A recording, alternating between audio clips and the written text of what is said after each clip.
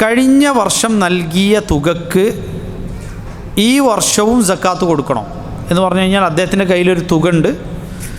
ആ തുകക്ക് 2.5% സക്കാത്ത് അദ്ദേഹം കഴിഞ്ഞ വർഷം കൊടുത്തിട്ടുണ്ട്. ഇനി ഈ വർഷം വന്നെത്തി അദ്ദേഹം തുക ഒന്നും ചെയ്തിട്ടില്ല, അവിടെ അതേപോലെ ഉണ്ട്. ആ തുകക്ക് വീണ്ടും ഈ വർഷവും സക്കാത്ത് കൊടുക്കണോ? ആ ഹൗല് തികയുമ്പോൾ എന്ത് ചെയ്യണം? തുകക്ക് സക്കാത്ത് കൊടുക്കണം. സക്കാത്ത് ബാധകമാകുന്ന അവസ്ഥയിലാണ് ധനമുള്ളതെങ്കിൽ, സ്വർണം, വെള്ളി അല്ലെങ്കിൽ കറൻസി, നാണയം, ഈ രൂപത്തിലാണ്, അല്ലെങ്കിൽ കച്ചവട വസ്തു, ഈ രൂപത്തിലാണ് ധനമുള്ളതെങ്കിൽ ഹൗല് തികയുമ്പോൾ എന്ത് ചെയ്യണം?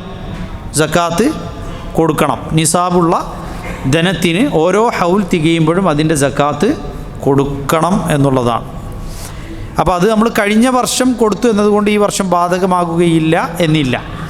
സക്കാത്ത് ഓരോ ഹൗല് തികയുമ്പോഴും, ഇപ്പോൾ ഒരു വർഷം എന്നതാണ് അതിൻ്റെ കാലാവധി, ഓരോ ഹിജറ വർഷക്കാലം ഹൗൽ തികയുമ്പോഴും സക്കാത്ത് ബാധകമാകുന്നു.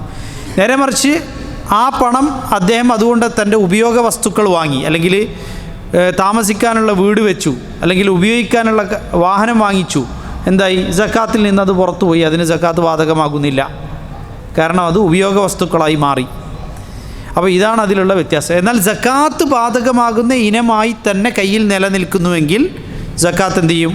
ഒരു ഹൗൽ തികയുമ്പോൾ അതിന് ബാധകമാകും.